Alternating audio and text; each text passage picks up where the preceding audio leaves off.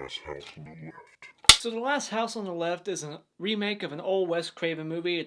It's produced by Wes Craven and Sean Cunningham, the man who brought us the first Friday the 13th. Stars Monica Potter, whatever. And Tony Goldwyn for Friday the 13th Part 6. This movie's about a woman who, her and her friend, they meet up with this guy to score some weed.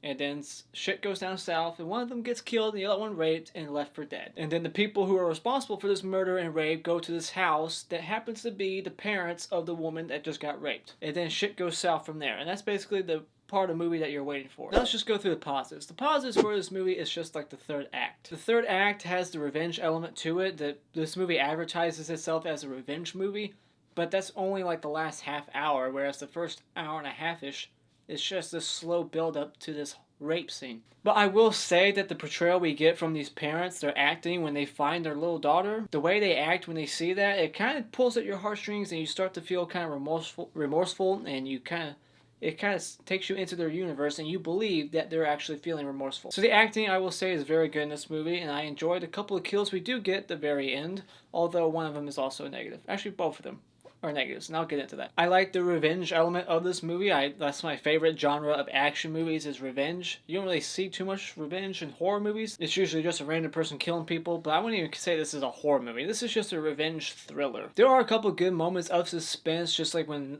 the parents finally find out who those people were that were just at their house. They really start to show how nervous they are, and then when one of them comes over, I call him Discount Chris Hardwick. He looks like Chris Hardwick.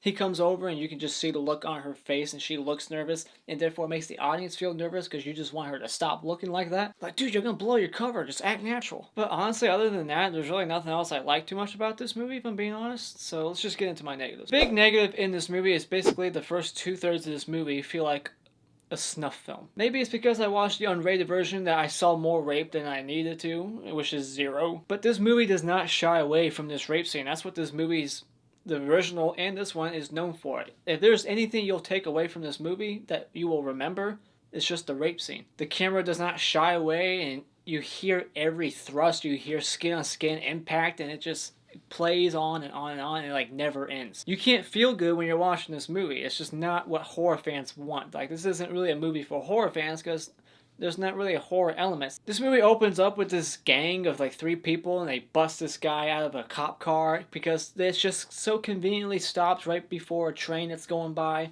and they just come in to swoop in and save the day for this asshole. If that was part of their plan, then they must have a crystal ball at their house. There's just weird characters and weird like characteristics and things that are inserted into the movie that just don't even play out or even are necessary. One of these gang people is a female who's bisexual. She's like in love with this main bad guy who rapes, and then later on she's like forcing him or encouraging him to rape this girl. It's just weird. And then they give us this character Justin, who's one of these gang, he's part of this gang, and then this movie tries to make you feel sympathetic for this character, which it does not work. It doesn't actually succeed, because they make this guy such a humongous pussy, and his dad is the leader of this gang, and he's trying to force his own son to rape this woman, and it gets to a point where you're just wondering, why has this kid not killed himself or try to kill his dad by now? Even later on in the movie, he's just sitting in a room with a pistol and his dad's right there sleeping, and instead of killing him, he's just waiting for these 2 parents to come do it for him. They make his character such a pussy, and he's also responsible for the predicament that these 2 girls end up in. Because of his own selfish needs to get cigarettes, he takes these girls to a hotel where at any minute these fucking assholes could come in and then kill and rape these people. But yes, for some reason, this movie still trying to make me feel sympathetic towards this person. I did not feel sorry for him at all. There's a couple of kills in this movie that I feel like were inserted in there just for blood and gore lovers, but it's beyond the realm of reality. What is this? I can't move. You're paralyzed from the neck down. I didn't have any rope or duct tape.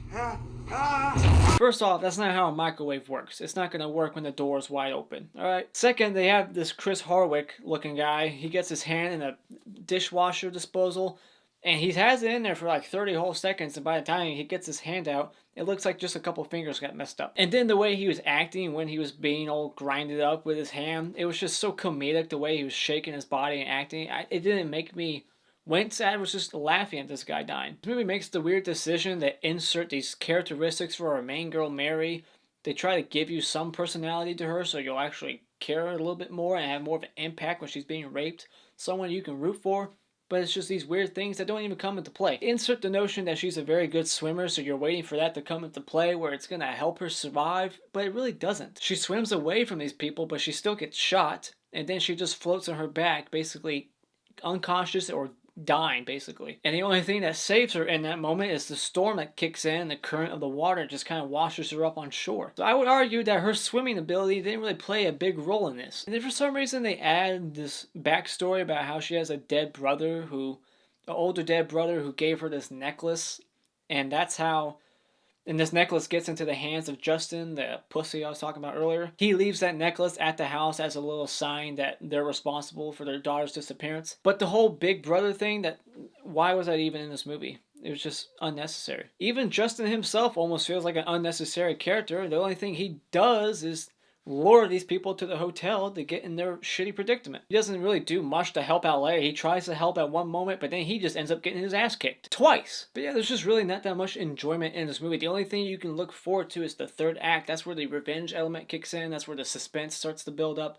The rest, the first 2/3 of this movie, it's just all this unnecessary stuff we're saying about this main girl, Mary, her dead brother, which is unnecessary. She meets his friend at a gas station who's that chick from Superbad, the one who gets drunk and fucks the other guy, whatever. And I'd also like to just point out that this movie is called The Last House on the Left. Well, this house is the only house in the forest. There is no house on the left. But yeah, this movie just has like a slow burn. You're not really interested in it, and the only thing that is interesting is the last third of this movie. Anything before that is just...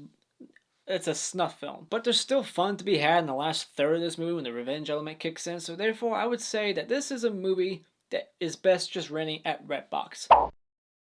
But if you get this movie, make sure you just get the rated version, because I'm pretty sure the unrated version, it extends the rape scene, and you don't really need to see that. But anyways, those are my thoughts on The Last House on the Left. Have you seen this snuff film? Let me know what you thought about it in the comments below. Is it better than the original? I haven't seen the original, so let me know. And if you enjoyed this review at all, you can hit that like button, and to see more, you can click on my beautiful face in 5 seconds. And until next time, auf Wiedersehen.